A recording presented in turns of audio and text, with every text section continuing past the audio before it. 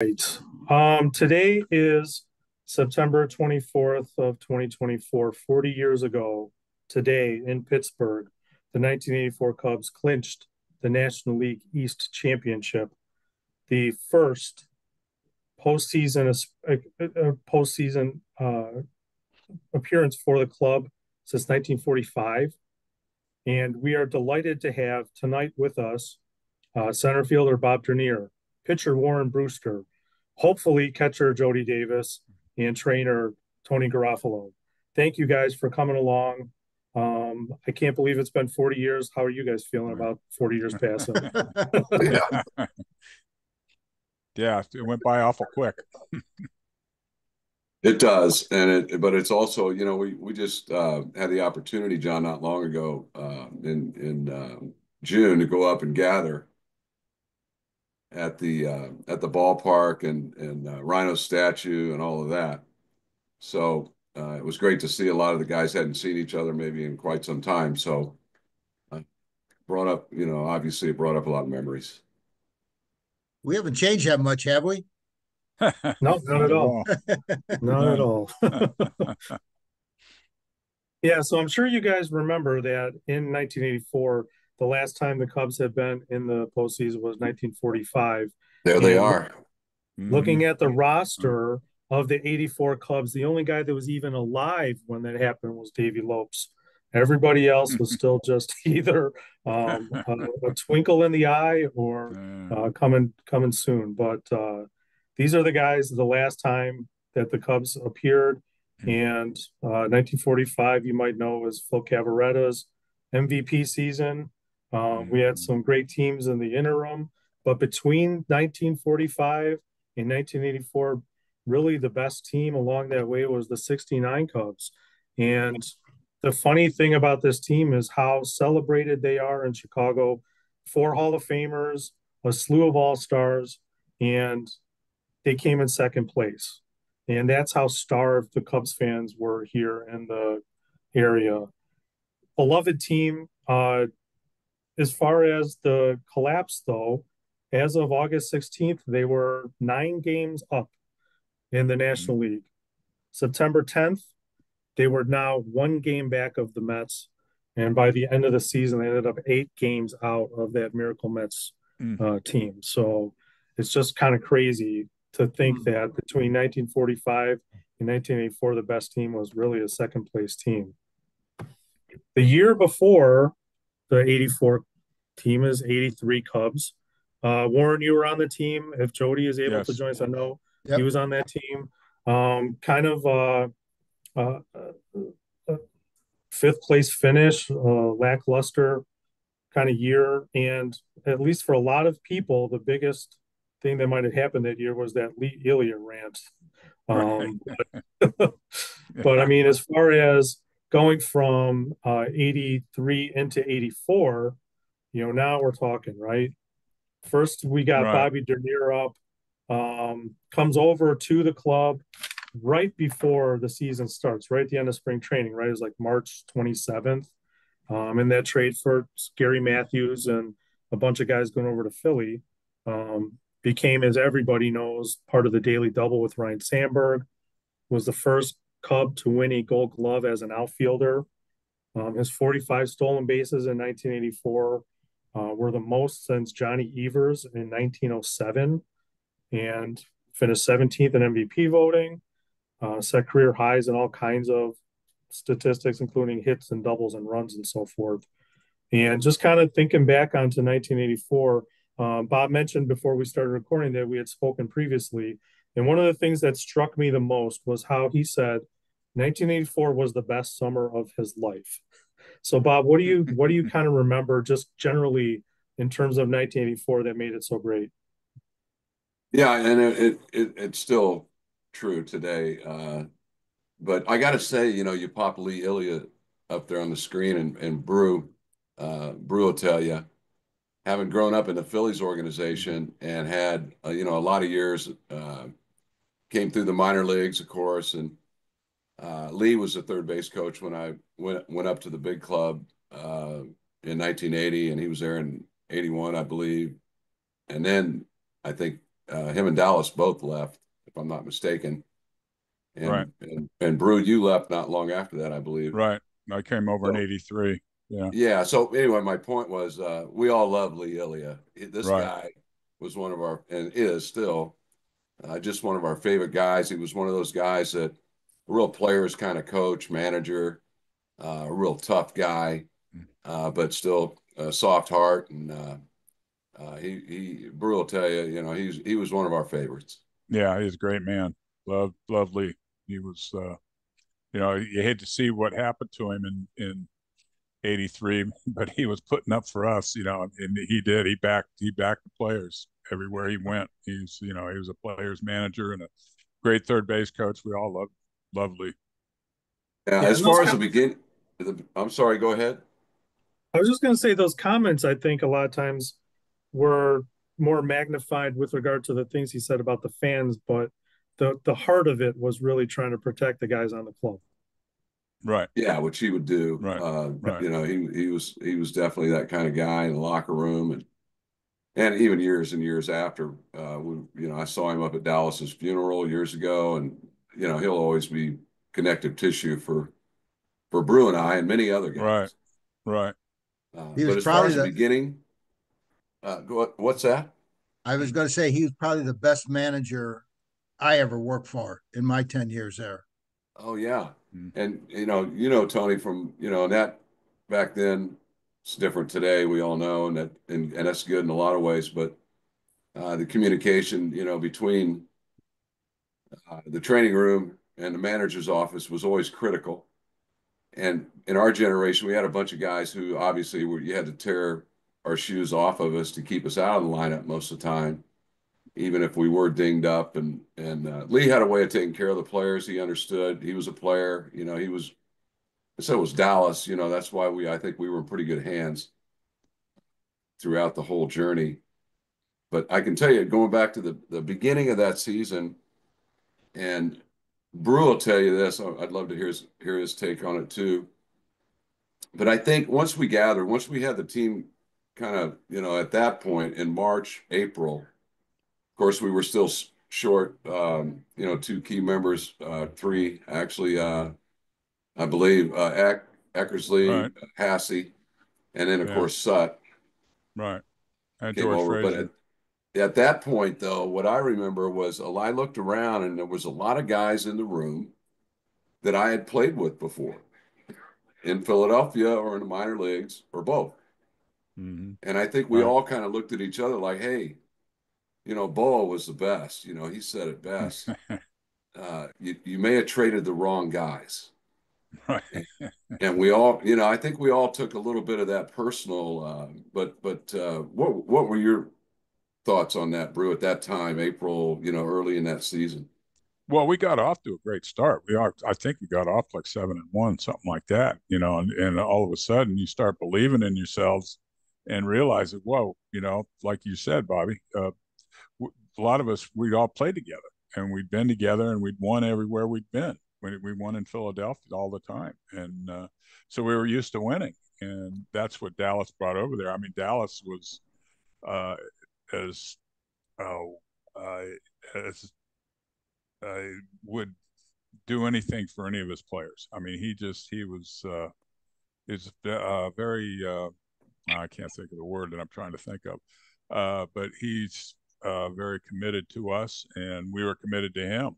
You know, and then he brought Lee in and Vuk, and he brought the Philly Ruben, all the Ruben Amaro, John Vukovic came in with him as coaches. You know, so it was like and they called us the Chili's for a long time. Because we were Philadelphia West, you know, in Chicago, and it was fun. I mean, you know, we were a great group. I mean, we had the thing I remember the most was if we went out somewhere, 15 and 18 of us would go together. We all go eat dinner together. We enjoyed being around each other, and that was the most the thing I remember most about that team. Well, I know that spring training was probably one of the worst spring trainings we ever had. I think before the trade was made, right, we were like, I think we won like 3 maybe and 23. Yeah, we won 23. 2 or 3 games that entire spring. and it was just a horrible spring. And then after that trade was made, you could just see the whole attitude just change in the clubhouse. Yeah, well, Sarge probably had a large part of that. Right.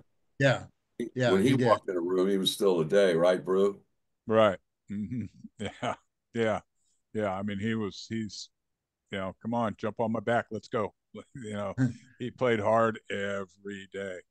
It was great. He was a great teammate and fun to play with. He was it was a joy to play with. You talk about that picture of Lee, thinking back to that incident, that whole backstory that led up to that tirade. A lot of people didn't know what happened. I don't know if you remember, Brew, but there was two guys sit behind home plate that used to hold up signs, and he used to yell. And at the time, there was nobody in the stands, and he used to hold up a sign: bunt, hit and run, steal. And he'd yell at Lee and point to the signs. And Lee, being Lee, I mean, a couple of times the coaches had to stop him from going in the stands after this guy.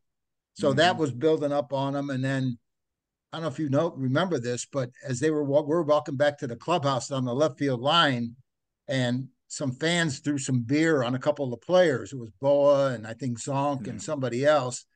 And they were going up in the stands after these guys, and Lee had to grab them and stop that incident from happening. And that got Lee fired up. And then he had the clubhouse meeting, and he told Yosh, don't let anybody in until I say they can come in. And the press was banging on the door, wanting to get in. And then finally, after Lee calmed down, he told Yosh to let him in, and they all flooded into his room. And I just happened to be in that room right when it all started. And the reporter asked him a question, and Lee just went nuts. Yeah. It was just I just stood there with my mouth open. I couldn't believe some of the stuff that was coming out of his mouth, but there was a whole backstory to it, because Lee was he loved his players, and he wanted to win so bad. He hated to see his players treated that way by the fans, and the way the press were treating them as well, because we were just playing awful at the time. Right. So that was, that's the kind of person Lee was. I mean, he was just very fiery guy, and he just loved his players, and he loved to win. So how did things change then when Jim Fry took over? For me?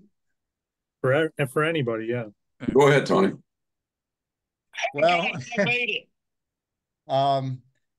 he was a tough guy to work for. He was really tough. I remember my first meeting I had with him. He said, I just don't like athletic trainers. And he said, I'm not going to listen to anything you tell me or what the doctors tell me. And if a player says he's going to play and the doctor said, and you say they can't, they're playing. He said, I'm listening to my players before I listen to you. He basically called me a necessary evil. Wow. So I didn't, needless to say, I did not have a very good relationship with him. Different generation back then, right? Yep, different generation. And the whole attitude about, it was a real pride in being an everyday player, and being available and all of that, and there was still that Wally Pipp kind of ghost hanging around, like, don't get out of the lineup, somebody will take your job, and all that, really, which is a bunch of hogwash, a lot of it. But it was just kind of part of the motivating tissue back then.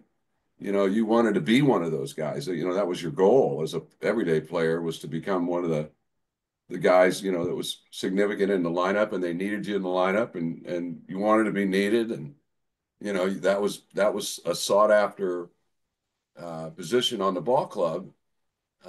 And really, just throughout baseball, I think it was like that. And I suppose other trainers and managers went at it over what was the right or wrong thing to do.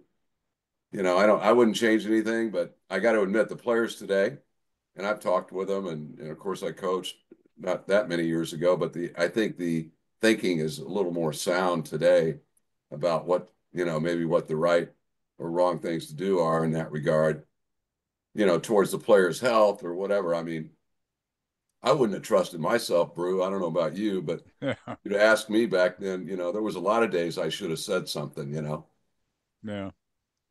Yeah, well, I mean, that's You that's guys what I there? always Can said. you hear me? Hey, All right, Jody. JD. Hey, Hey, it's working. All right. video, but I got you guys. I'm listening. Are you there? We Yeah. can Yeah, hear. we're here. We can hear you. All right. Yeah, I can hear you guys. So We just can't see you. Can't see you. Yeah. probably my best picture. Yeah, we were just kind of talking about what the transition from Lee Elia over to Jim Fry was like. Well, Lee was one of us. Lee was one of us, and I still say that had Lee been there in '84, we'd have won it in '84. Just the difference of, Lee was in our foxhole from day one. Move it. Hello. Yeah. Yeah, Right. we could hear you. We can hear All you. right. Yeah, that's dead on. And when you do talk about Jim, and I mean, I had no problem with Jim Fry. I mean, I know there was a lot of preacher man, and the whole he was tough on. Him and Don Zimmer grew up. Imagine that. They grew up together. That whole dynamic. But the only reason I don't think have a problem was I just looked at Jim as the guy. Hey, just write my name at the top of the card, and we'll get along just fine.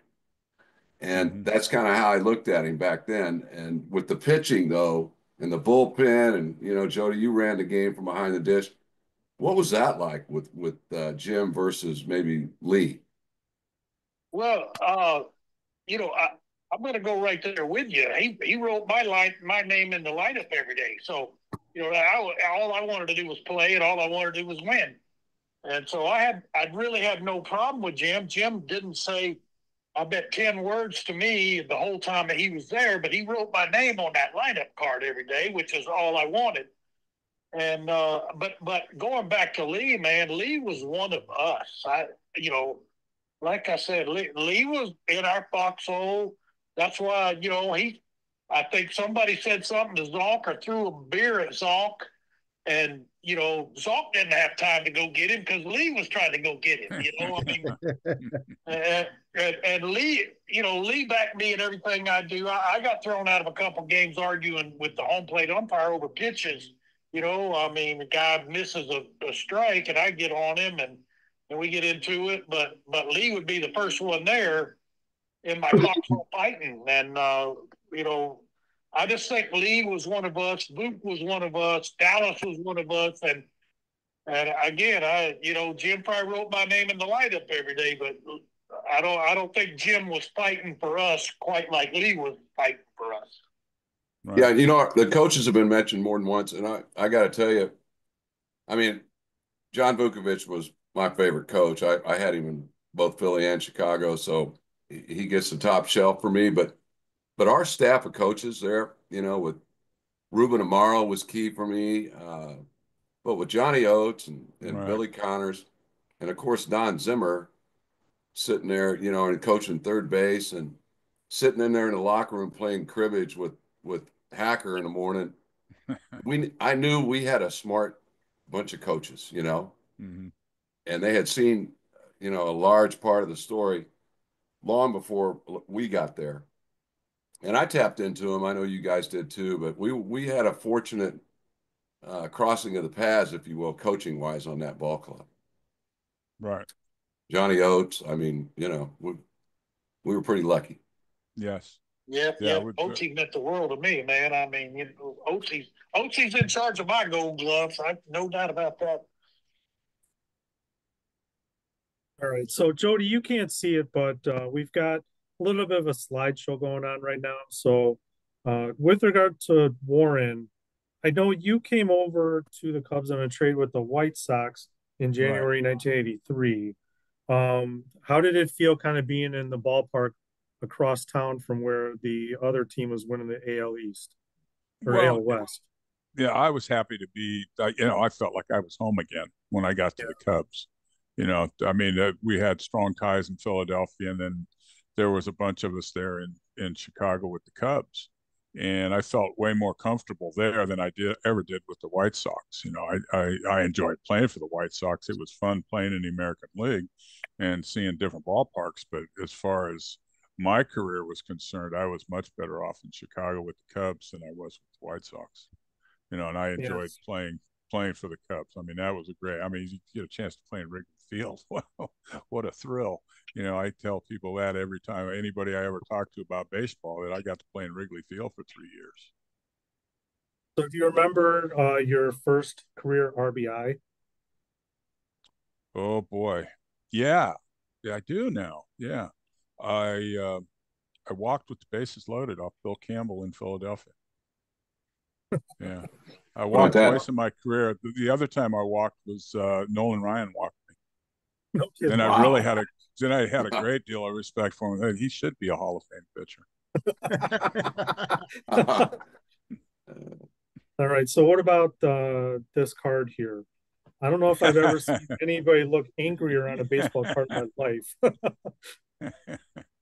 Yeah, that was taken in spring training. Yeah, they said, you know, we're in the middle of doing drills and they want to take your picture. You know, we're doing PFPs and we got work to do. And can we take your picture? You know, I don't have time to have my picture taken. I'm busy working. I'm getting stuff done here, and I'm still young and trying to make a ball club. You know, and it's just that's the last thing I wanted to do is have my picture taken. Yeah, the action shots are always better. The Cub card's much better. Right. Yeah. They would do that to us, come up by the batting cage, or like Bruce said, you know, you're working on something, and then oh sure, and you take a quick picture, and then you know you have to look at that the next year and wonder what the heck is that, you know? Yeah. It's a great looking card. All right, and Jody, I know again you can't see this, but just kind of from the transaction standpoint, you came over to the Cubs in 1980. It was a Rule 5 draft. You had come up through the Cardinals organization, and it looked like the day after they signed, Darrell Porter was the draft, and you came to the Cubs. What was that like, being somebody that came up through the Cardinal system and then is just kind of claimed by the Cubs, and then you're on the major league roster that next year? Well, I was actually drafted by the Mets.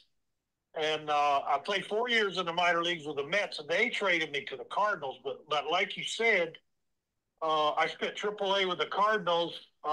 They had Ted Simmons, Steve Swisher, and Terry Kennedy in the big leagues. I was in AAA, and when Whitey came from Kansas City, the first thing they did was sign Darrell Porter as a free agent.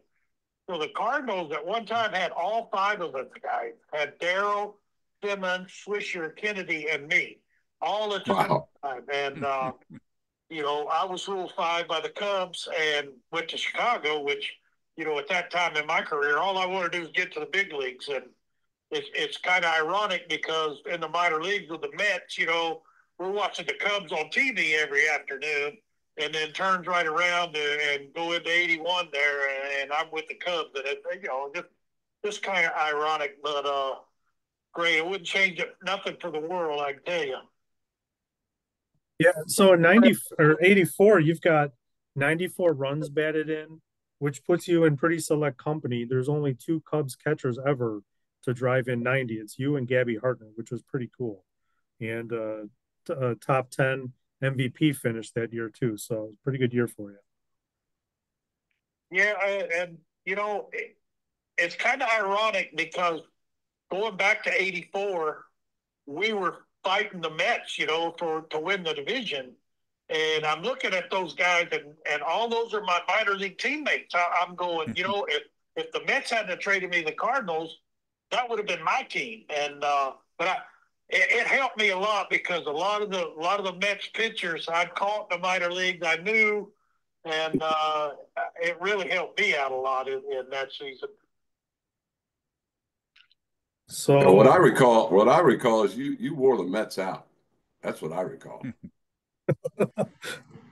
So you had some good intel for those other teams based on coming up through their system then.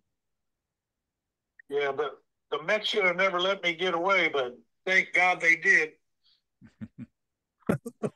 Yep. All right. And now we just switched over to Tony. Tony, a couple of pictures here. We've got on the right there, Cubs legend Bobby Bonds, of course. And on the left here is a Bill Buckner who looks like he might be sleeping on the ground there. So, I mean, as the Cubs trainer, you started with a club in 1977. Yeah, I was in the Cardinal organization. Um, I started in minor leagues in 1972. And, Joey talked about the guys with the Mets in '84 were his teammates. The '82 Cardinals were all my teammates in the minor leagues. Guys like Hernandez and Tommy Herr and Oberkfeld and Terry Landrum, all those guys, we were all in the minor leagues together. But when Bob Kennedy came to the Cubs, um, he brought me from St. Louis. And I was being lucky, I was 26 years old and I was a major league athletic trainer, which was unheard of at the time. And I was fortunate to be around 10 years. And I think I was the luckiest guy in '84 because I had a bunch of players that basically you had to tie them down not to get onto the field. I mean, there are many, many hours that Jody and I spent together and just trying to get him out there every day, and you couldn't keep him out of there. And Sut and all the pitchers were just great to work with. And fortunately, I didn't have that much to report to our manager to people being hurt because these guys played every day. You couldn't keep them off the field. So it was, I was really lucky to be around a bunch of guys like this. It was once in a lifetime for me. And, I totally agree when they said, if I truly believe that if Lee was managing '84, we'd be world champions. Wow. And so, Tony, let me throw something in there. You're right about that team. Nobody wanted to be out of the lineup. Everybody wanted to play every day. And I heard you guys talking earlier about today's guys and and the way the game has changed. I was afraid if I didn't get a hit, if I didn't play, they're gonna send me to AAA, and I didn't want to go down, man. I'm fighting for my life. I didn't feel like I was that good. I'm just another guy. I'm out here with Sandberg and Lee Smith and with Bobby D and Sarge and Salk. And, I didn't want to come out of the lineup because I didn't want to go back to the minor league. But I don't think these guys have that sense of urgency that we did back then. It's just my opinion. Yeah, it was a once in a lifetime to experience that. It's in my 52 years as an athletic trainer, I've never been around a bunch of athletes that were so dedicated and they worked hard, they played hard, and they had good results, just a couple bad breaks and cost us going to the World Series, but it was fun. I'll add a quick note in that. I think in that vein, probably, I think at least I'll say that, other than Sarge, Ronce, and Boa, and Brew, Brew he'd been around a little longer. A few of the other guys, of course, John Stone and Hebner and some of the other guys, but we had a lot of us in that locker room, Jody. I think that a lot of us were seeking kind of that first, whatever you want to call it, confidence boost that we were proving to ourselves individually that we could play every day and contribute to winning and being a cog in the wheel, if you will, of a good ball club. And I think, me and Rhino at the top there, and of course, Bull, Jody, and Zonk in the middle of the lineup. I think that was kind of going on in the background there a little bit. We were all still kind of proving that we were, worthy of an everyday player and giving us that chance. We had to earn those stripes. And I think we all kind of did that year at the same time. Yeah, without a doubt. When you're in the minor leagues, I played 5 years in the minor leagues. All you want to do is get to the big leagues. Well, then when you get to the big leagues, well, I need to get in the lineup every day. And then you get in the lineup every day, and you go, let's go win this crap. Let's go do it. And that whole team, just came together with that same attitude. And I think that's what made that team so great is everybody on that roster, everybody that was in that clubhouse wanted to win a game every day. And, that was our mission. We're going to win one every day. We don't care about what everybody else does. And it was so fun, man. God, it's hard to believe it's been that many years, but I wouldn't trade it for nothing. Yeah, so Tony, I saw a clipping of like you invented some kind of special pad that Ron Say used in a wrist wrap.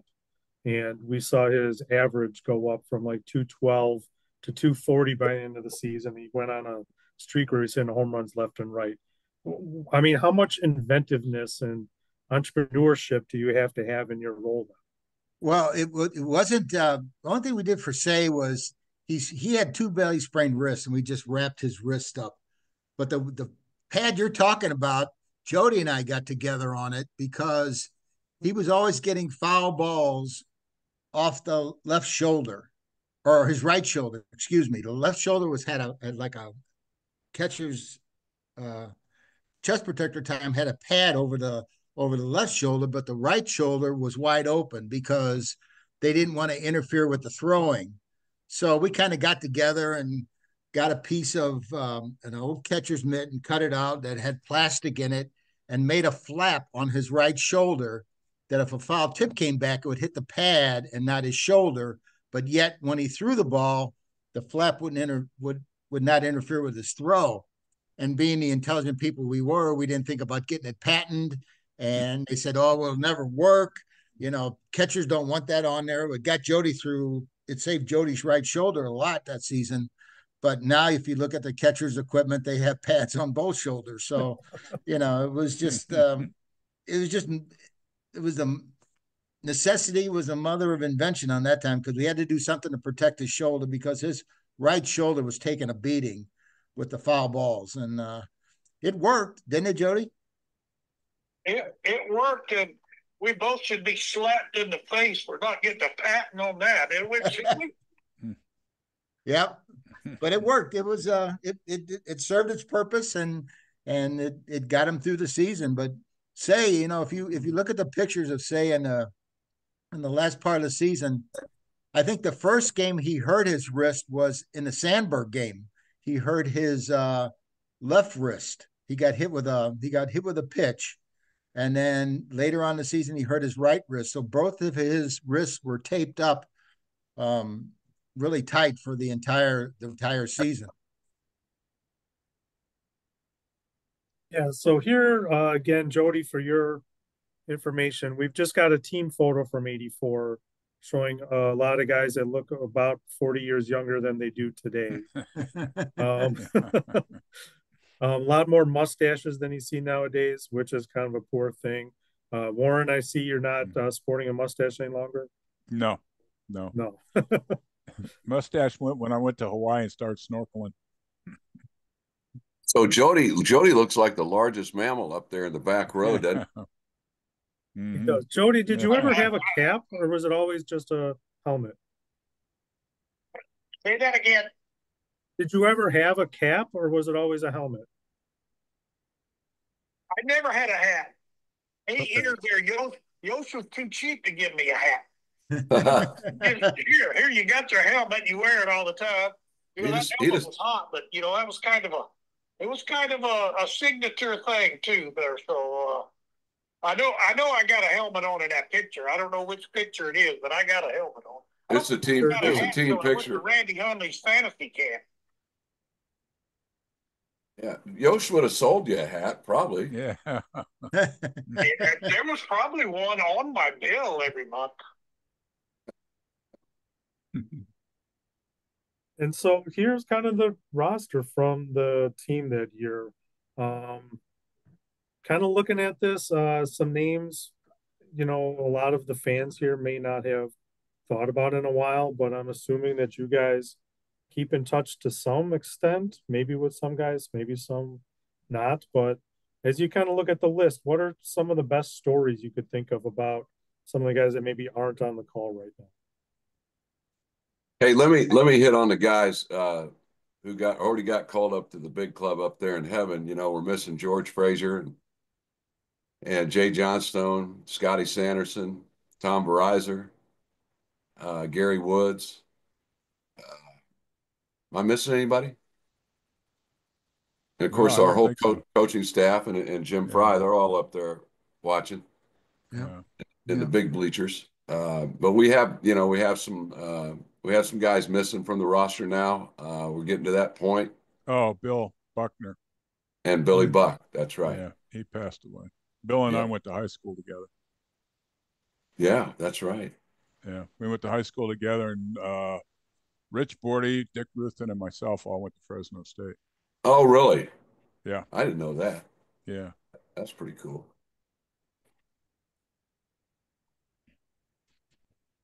Yeah, a lot of guys contributed, you know, and for, you know, I think worthy of mentioning, you know, there was another key to that team, not only on the field, I think what those veteran guys say and Matthews and Boa, but also, you know, having Richie Hebner and Jay Johnstone on the bench. Davey Lopes came over later. You know, we had some pretty good balance with the rest of us, kind of medium age guys. And I don't know how to look at you, Brew. Like you're like an older guy to me, because when I came up in '80, you were already there. But yet, you know, I mean, we got a lot of common denominators, and Marty Bystrom, of course, and right, and Dickie and Kevin Dickie, Sorsay. and Ozzie Virgil, and on and on. Right. But yeah. we were all in the same backyard in the minor leagues, and right. This bunch here, though, when you look at the diversity that I can't help but think of Dallas when I look at this roster, and I think, wow, you know, him and the guys sitting in that room when they were trying to design a ball club that looked like winning. I can see what he was seeing when you look at that whole group of guys. Well, going back to the trade with you and Sarge, you know, Dallas put on a computer the year before after the '83 season, we were 7-37 on AstroTurf, and you're not going to survive. So you've got to do something, you know. So he got you guys, and that changed the whole dynamic of the team. Now all of a sudden we had guys covering the ground in the outfield, and all those plays are made where they weren't prior to that.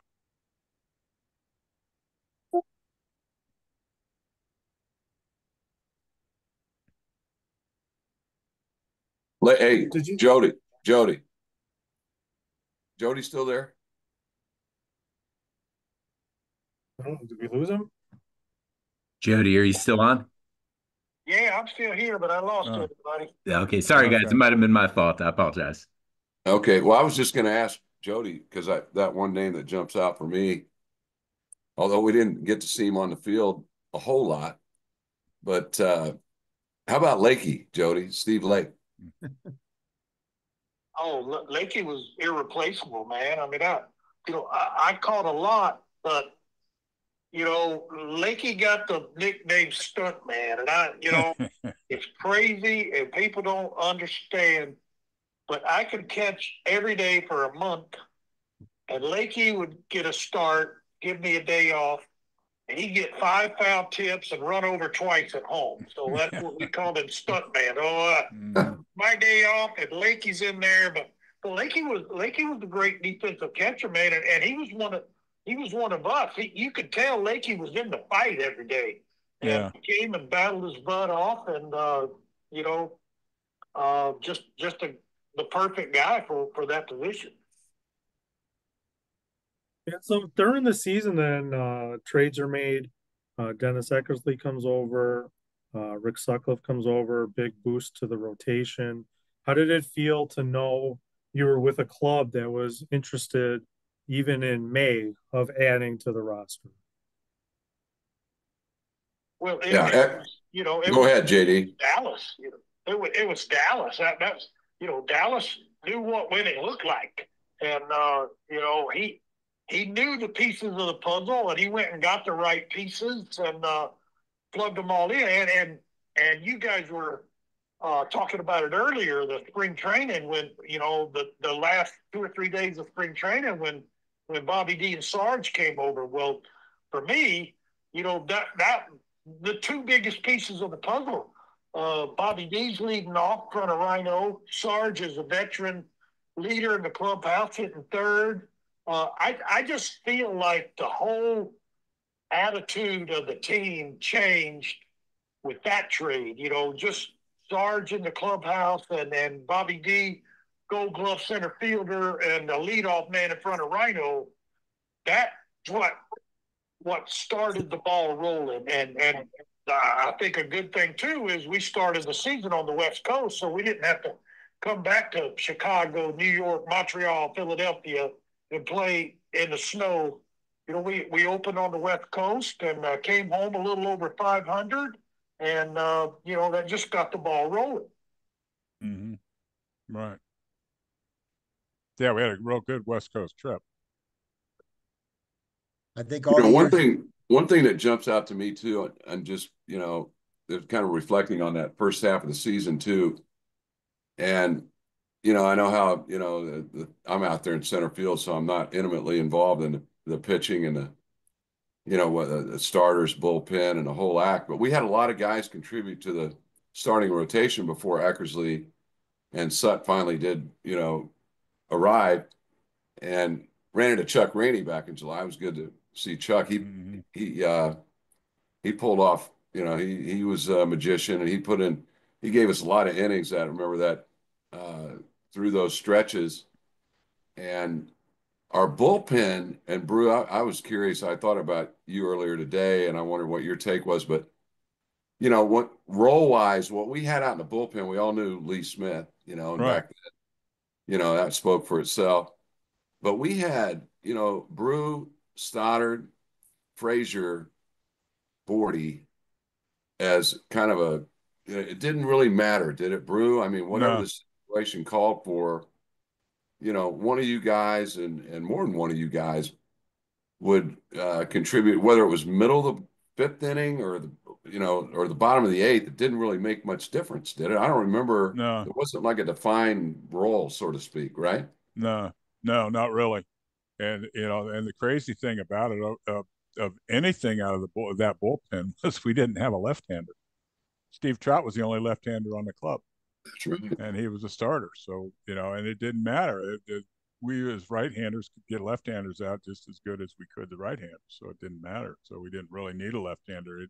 So situations didn't really dictate anything.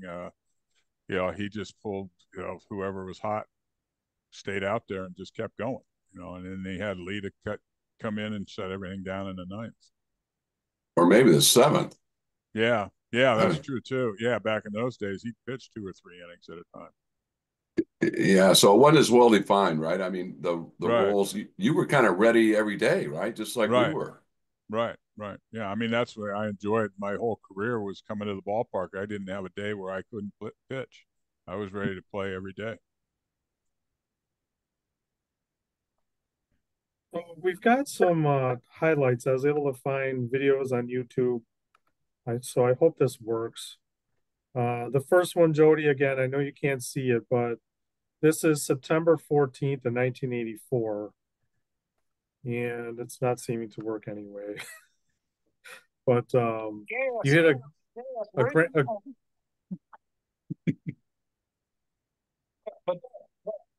I'm sure that's the Brent Gas Grand Slam at Wrigley. It is. That's it. And but let me just throw this in there. Remember, I played 4 years in the minor leagues with those guys. I caught Brent Gaff. I knew how he thought. I knew what he was going to throw me. And honestly, in that situation, I was trying to hit a single up the middle. We got Sutcliffe in the bottom of the sixth with a 3-run lead, and wind's blowing in, and I'm going, if I just hit a single up the middle, we got a 5-run lead with 9 outs to go. And I'm sorry that I just missed it and hit it in the stands.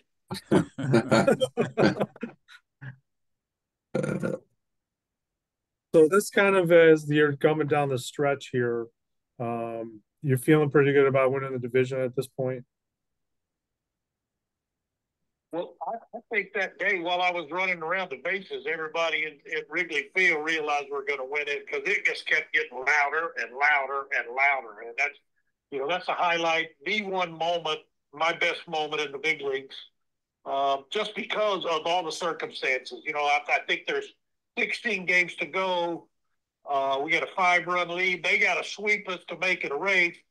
And that's game one, and we beat them at Wrigley. They couldn't beat us at Wrigley that year at all. But that was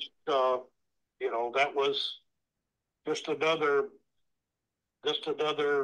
great moment in that season. And so now we've got a clip from September 24th, 1984, again, 40 years ago today. What do you guys remember about that game or the lead up? Well, I can tell you coming out, we were talking a little bit beforehand, but we had played a doubleheader the day before in St. Louis on a 100-degree AstroTurf. And I think we had a little bit of a tough time, a rough stretch prior to that Sunday, and we swept the Cardinals to guarantee at least a tie for the division. So we needed to go win Monday night to clinch it. But after that game Sunday, I remember going into the training room there and jumped on the scale. I lost 11 pounds that day on that turf, which was probably 8 or 9% of my body weight at that point in my life. And then the next day we show up in Pittsburgh, and I felt like I needed to jump in there and get an IV or something. I was pretty cooked, but I can tell you this. I think everybody in that room knew we're not gonna monkey around here. We're gonna go get this done. We got the red hit on the hill, and we jumped on him right away. I think Sarge and Rhino put a run on the board there early. I remember Moreland put down just a blueprint bunt that got us a run later in the game. But it was a pretty quick game, wasn't it, Jody? I don't remember not that Sud ever had any quick games, but what's your recollection? Well, pitched a 2-hit shutout, and Joe Orsolak got the only 2 hits, and Joe took that strike 3 call to end it all. But it was a pretty quick game for Sud. Sud's going to shake me off 100 times, so that's going to leave us a couple hours. But yeah, it was the sad thing about it was a Monday night in Pittsburgh, and we won the game, we went in the clubhouse and the champagne and the celebration and everybody was so happy, and then to go back out, they called us back out because they had WGN on the big screen out on the field. And we went out there, and there's like 10 blocks at Wrigley blocked off. They're turning cars over, burning on the Wrigley, and we're in Pittsburgh by ourselves on Monday night. Yeah, I remember a good friend of mine, Jerry Lasky. We were talking earlier tonight, and he was recollecting. I said, "So Jerry, where were you?" And he said, "Well, I was at Gamekeepers, like a lot of people were in Chicago, some bar or somewhere gathered, right?" And the whole city, I think that if there was one thing I would have loved to have, I think we all would have, loved to have clinched it at home and kind of witnessed that firsthand. Because that celebration, what we watched on that big screen and later, even in replays on the news or whatever, the city really, I think they really, really, that was the time to shed that, what was a 39-year blanket and get rid of that and be done with it, take the monkey off the 69 team. I think we felt that pride.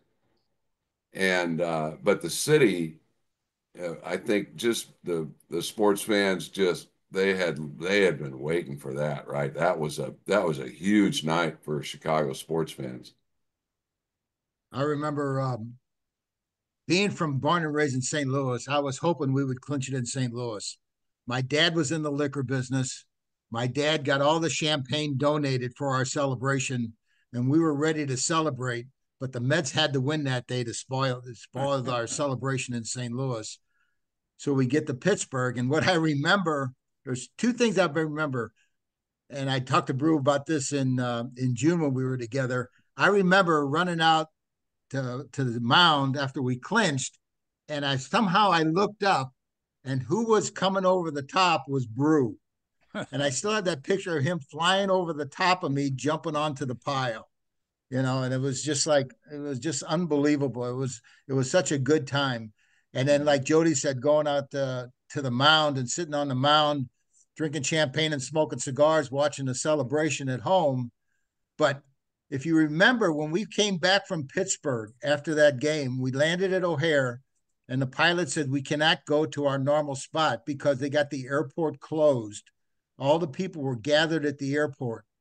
So they put us on buses to go to a staging area. And we came off the buses and stood on this stage. And as far as you could see, it was late at night, but there were just people just going crazy because we had done something nobody else had done in 39 years. It was a great celebration. So what if we roll the clip? This will be just about a minute or so. It's the final out. And apparently a commercial.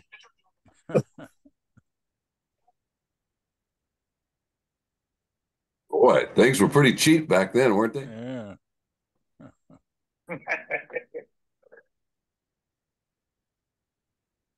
It's about a foot outside, isn't it, Jody? Oh, well, the thing about that pitch was Orsulak just faced a slider, a back foot slider down and in, and he had the only 2 hits of the game. And I think it was 1 ball and 2 strikes, and I called a fastball away.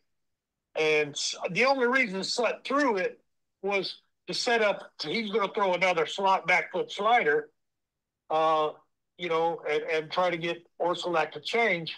But let me just throw this out there. Lee Wire, God bless his soul. When I went to home plate in the bottom of the first, Sut warms up. I throw the ball to Rhino, throw it down or throw it around the infield. Lee comes up and sweeps off home plate. And he walks up to me and he said, I was behind the plate last week when San Diego clinched. I might as well get both clinchers. So bottom of the first, I'm already feeling pretty good about Lee being behind the plate. No doubt. I just remember coming in from center field too on, when we're all gathering. And, of course, I grabbed Moreland and I think Henry Cotto might have gone in for Sarge in late inning defense. But anyway, by the time we got to the mound, half the stadium was on the field already. Yeah. Yeah, and everybody there was Cub fans. Right. Yeah. Yeah. There wasn't a lot of them, but, they were there. And, that's a moment I think we'll always have that little shiver or that little hair raise on the back of your neck that you'll always be able to go to. You can go to that moment. I remember that still today very vividly, and even some of the detail of the post-game activities, which were that was a whole different story, but certainly worked hard for it, and we deserved that opportunity to celebrate, and then a week later it's time to tee it up in the NLCS. Yeah. Yes. So as far as the last couple outs of the game in Pittsburgh, I think it's the second out of the inning, right? Is pop up right to you, Bobby, right? You'd snag the thing. And what are you thinking? Are you like, we're 1 out away from clinching this? Oh, without a doubt. And anytime Moreland used to really be on this, but like hit it to me, right? I want that last out. And so yeah, I think we all wanted that, make that final play or catch or whatever it is. But it worked out. Couldn't have worked out any better that the ball was in Jody's glove. I'll tell you that. Hey, I told Sut when we were going out for the bottom of the ninth, I told him I wanted to catch out 3. And he didn't know what I was talking about till 2 outs. And then he realized I told him I wanted to catch out 3, and worked out. And so Sut still had his stuff after pitching that entire game. I mean, I don't think you see nowadays in a game like that that the starter goes all nine. I mean, was he still rocking and rolling? Oh yeah, that's the way it was back then. Your starters went a lot deeper into the game. Everybody had roles. Our bullpen was awesome that year, but Sut wanted to go nine, and that was just his mentality. And but yeah, it was just different back then than it is today. And our bullpen was awesome. All those guys, and like Bruce said, we didn't have a lefty, but everybody was ready every day, and we figured out how to get it done.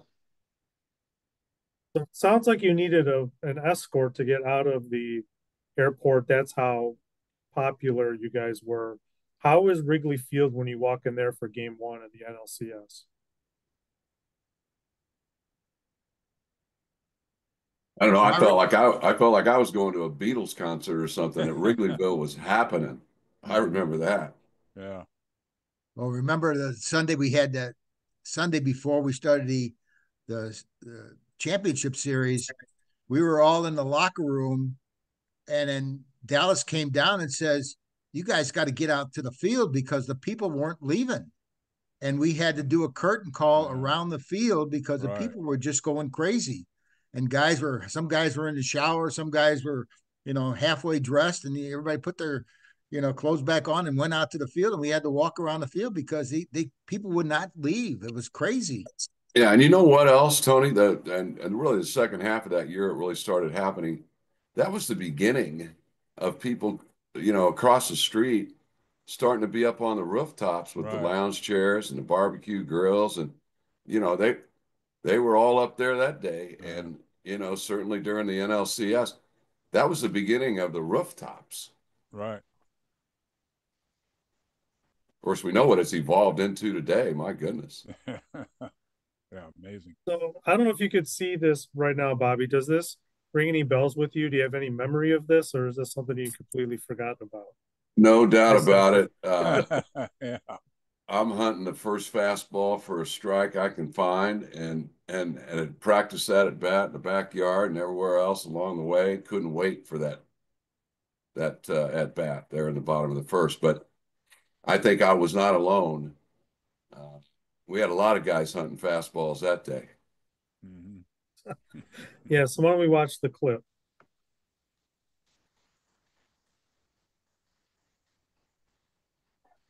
Yeah, my first thought is it's 1-0. Now, what are you going to do with the rest of these monsters? I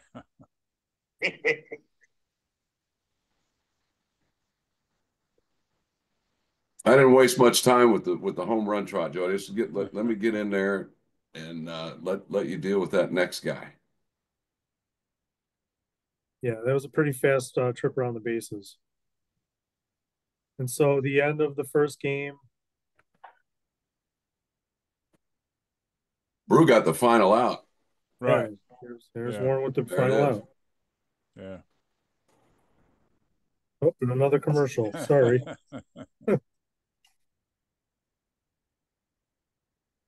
$79. There's Boa. Nobody wanted to win more than Larry Boa, right, Brew? Right. Yeah. I mean, this guy, he was not talked about often enough. Key part of that ball club. Right. Yeah. Huge part. Yeah, I know you'd had some. He always stirred the pot. You had some experience before, Warren, right, with playoff baseball. How did this kind of feel compared to being with the Phillies in the postseason? Well, to me, it was more fun because we were such a tight knit group. It was just I had a lot more fun with these guys than I ever did in Philadelphia. We were fortunate enough to win a World Championship in Philadelphia, but as far as the camaraderie and the togetherness with this team, way outweighed what we had in Philadelphia. Hey, by the way, I noticed the stuntman he was catching in the ninth. Jody, Right. where were you? Oh, which game? Game one. Game one. I think I was catching. Well, Lake's got the gear on. Yeah, he took everybody out. I don't know. He gave you an inning. You mean Preacher Man gave you an inning I'm off? old. I don't remember that. Yeah. Well, it was 13-0. So he gave some guys some opportunities to play that wouldn't normally be playing. Yeah, because Warren, it looks like we had a set lineup. Yeah, that's kind of a good thought there that maybe they had that, and also, you give Jody a couple of innings off maybe now and then. Right. But that's a good point. You get everybody in there when you can, kind of get shake off that, that first appearance or whatever. Right. But I just noticed that there's number 16, the gear on. That was hard to find that year. Yeah. So Warren, it looks like for the series, 0 ERA across 3 appearances. So you were effective. Right. Yeah, I was very fortunate to. See, we didn't need a left-hander, John, because Brew could make it move. He can make it move both ways.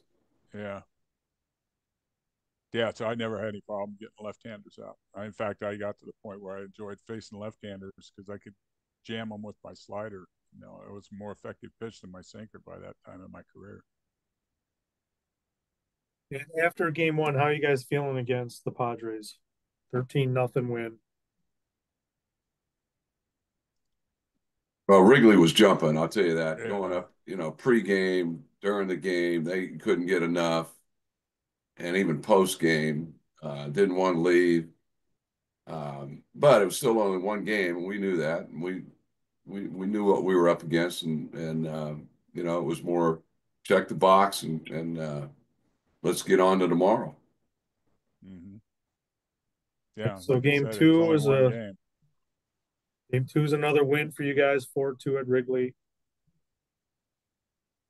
And if you don't remember, anybody that's watching at this point, NLCS is only 5 games. It's not a 7-game series. So you guys got to feel pretty good. You just need to win one of the next 3 in San Diego.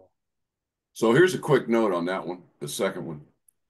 It was my favorite play. I mean, of all the different plays I got to be involved with, or in, that first inning in game 2, I reached with a hit, and I'm on first base, and Rhino works the count to 3-2 after they tried to pick me off about 8 times. Mark Thurman was on the mound, a left-hander, so he had a little bit of it was difficult read to steal bases, but I kind of had him if I wanted him. But I thought I'm going to let Rhino hit, leave the impression that I may run, but let him do his thing. And so anyway, he got to 3-2. And in the pregame, this is what I was talking about with the coaches. We had the smartest guys in the room because I remember pregame, John Vukovich came up to me and just said a subtle statement. He said, "Hey, by the way, Garvey can't throw. Something was wrong. He had shoulder or something wrong." He said, "Garvey can't throw." So, okay. Didn't think much about it. But when I got on base in that first inning, and now it's 3-2, and I take off, kind of a run and hit with 3-2 count. Rhino's going to put it in play. He's not going to punch out. And so I'm underway, and I peek back in, and Rhino topped it to third base. And Salazar was playing third that day. Nettles was out of the lineup because Steve Trout was pitching. So when I got most of the way to second, and I peeked over there, and I saw Salazar, and he's not peeking me, I'm gone. So he didn't peek over there, and I just kept trucking with that thought in the mind, what Vuk had said pregame, Garvey can't throw. So I get to third with 1 out, so Sarge can hit a ground ball to short, and it's 1-0. So that play in the bottom of the first was one of my favorite because it was kind of a neck-up play, and it came from one of those outstanding coaches that we had. It was in a scouting report, I suppose, or somebody emphasized it. And so Vuk felt a need just to let me know. And boy, just in case, and there it came right away in the bottom of the first. And Rainbow pitched a whale of a game that day, along with some bullpen help at the end. Yeah, he and Lee Smith shut him down completely. So, Tony, how's the health of the boys at the point that they're in the NLCS? You know what? I guess they were healthy because nobody ever came in to see me. You know, we had our daily routine with Sut when he pitched. You know, I did my thing with him, and then Jody came in, and you know, just a little odds and ends. But everybody was pretty healthy. So the rest of the series, unfortunately, didn't go the Cubs' way. What were you guys thinking when you get to the near end of Game 7? I mean, how how does it feel to be facing that, being like, what? Well, I wish it would have been Game 7 because we'd have won it. We'd have got to Game 7. But I think we all have some regrets there, without a doubt. Felt like we should have won it. Had chances. There were a lot of points. In particular, I think Game 4 was the one that maybe got away. We felt like we had that late inning table set, but and even the same thought going into Game 5. I mean, we had them. I think we had them down 3-0 in the fifth. Right. We got our horse on the hill, so we felt confident the whole way, and then just all of a sudden, when there was that one inning, and things kind of went south. But I hate to do this. Sarge would hate me for this, but I can't help it. I still, to this day, our team won 96 games. We had the best record in the National League, and we earned home field advantage in the playoffs, and they didn't give it to us. Right. The movie might have changed. I still, to this day, don't think we'd have lost at Wrigley or at Comiskey Park or Grant Park. I'd have played it anywhere in Chicago because I felt like our fans had earned that too, because we had the best record. But because of television, no lights, a lot of dynamics going on there, and so we were forced to go, kind of in a staggered series because we played the first two, and then we had to fly to San Diego and play the next day. And then we had a day off. Well, who decided that? Yeah. I mean, there was some silliness there, but it had to do with television, and they paid the freight. We all knew that. And we'd have played them on the moon or in a parking lot at Walmart. It really didn't matter. We should have won a game at Jack Murphy, and we just didn't get it done. But to this day, and still gets in my craw a little bit. Let me add there, Bobby. We lost home field advantage because we didn't have lights, but yet we go to San Diego and play Game 5 at a sites of game as a day game in San Diego. Right. Yeah. Prime time, but they didn't want to, because it was later out east, and prime time in the Midwest or whatever for Sunday ratings and all that stuff comes into play. I know, but I don't know. I'm one of those old school players that still, when you tell me that all I got to do to earn home field advantage at the beginning of the season, 162 games, you got to have the best record in the league, and then you get home field advantage. Okay, I'll do that. And then I get the end of the season with the best record, and then you say, never mind. Sorry. I don't take that well. I still don't. No, it changes the whole dynamic of the series.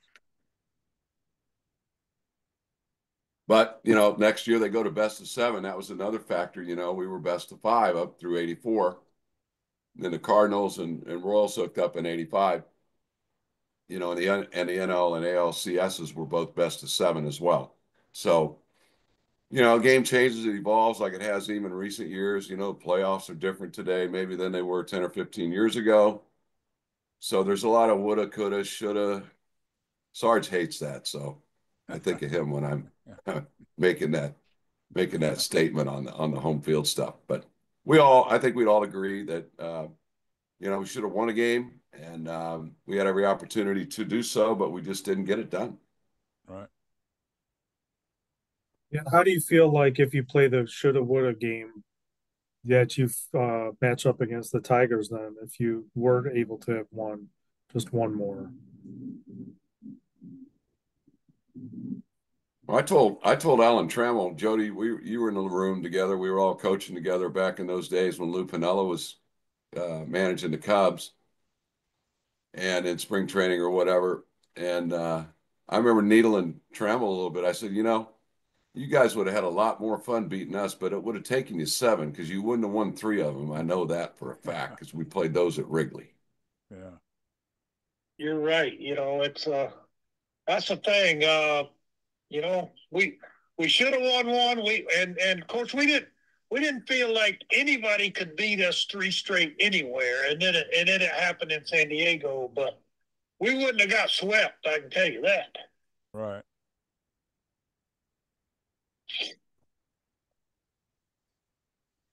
I wonder why. Here's a question for you guys. Why was it 2 and 3? Why was it originally like if we had lights, right? And would it have been 2, 2 and 1, or how would have that gone? I Would think it we have had been started. 2 in San Diego and then Yeah, 3 at and Wrigley? 3 in Chicago. Right. Okay. I believe so. never asked that, but It's crazy to me to think back that the NLCS was only a 5-game series, as the way it's evolved today with all the wild cards and all the games, and the right. NLCS was a 5-game series.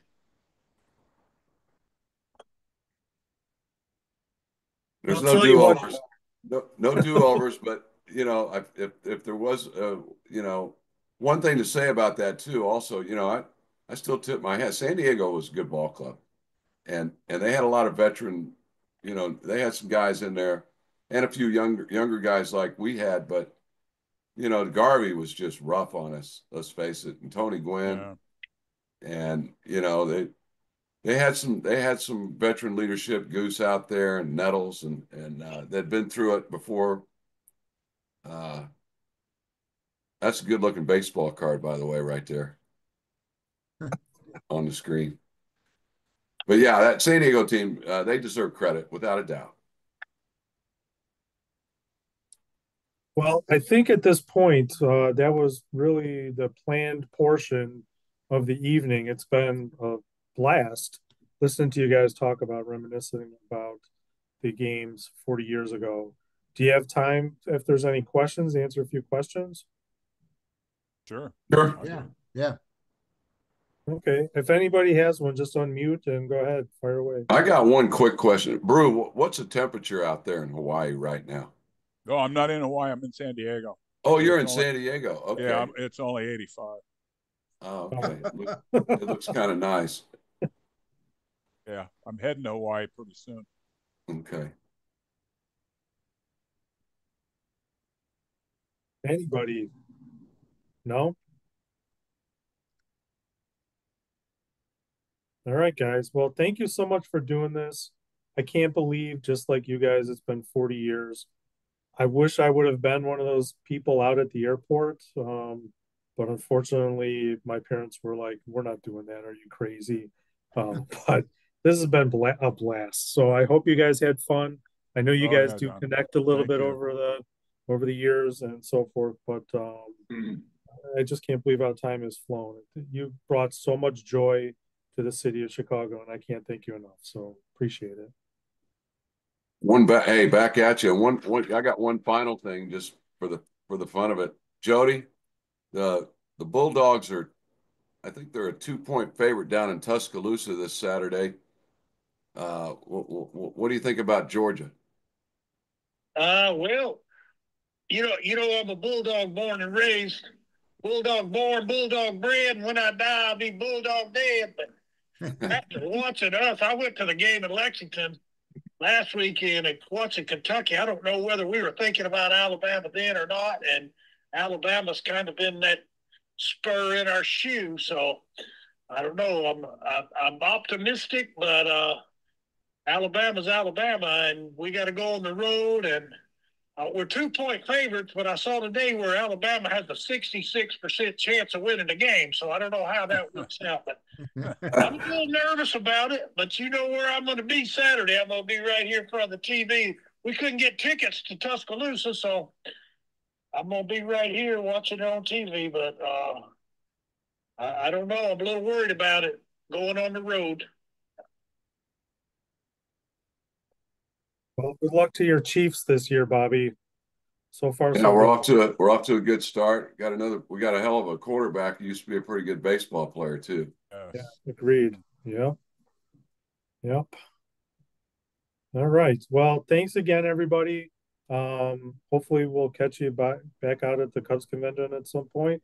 Love to say hi. And if you ever are in Chicago and want to come do something with us live, we'd love to have you. Thanks again for doing this. Thanks. Oh, thank you, John. For everything. Yeah. Thanks for having us. Thank you, John. All right. Take care, Great guys. time. All right. Thank you. All right. Thanks, fellas. Thanks, guys. Good night.